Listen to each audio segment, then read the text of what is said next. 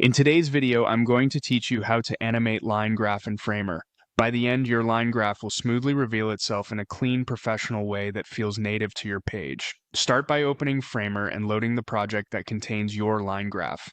Make sure the graph is already placed on the canvas so we can focus purely on the animation. Once your project is open, select the page that holds your chart. Targeting the page ensures the effect is applied in the right context, and it helps keep interactions consistent across the section where the graph lives. With the page selected, head over to the right-hand Properties panel and open the Effects area.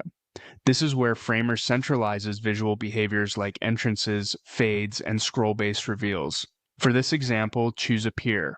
Appear is ideal for data visualization because it introduces elements in a way that guides the viewer's eye without distracting from the content. It feels purposeful and polished, especially for charts. Next, choose the trigger. The trigger defines when the animation should run. If you want the graph to animate as soon as the page loads, pick a load-based trigger. If you prefer it to reveal when the section scrolls into view, choose an in-view trigger. Either approach works. The right choice depends on whether your chart is immediately visible or part of a longer page. Now, choose a preset. Presets give you a well-balanced foundation for timing and easing, so your animation feels smooth out of the box. They're designed to be readable and quick enough that the chart doesn't feel sluggish. Finally, choose Enter. Enter defines the state for how elements come onto the screen as opposed to how they exit or hover.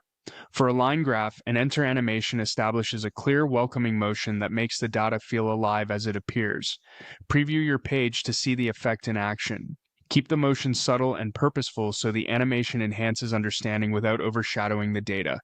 That's it. Your line graph now animates cleanly in Framer using the Appear effect.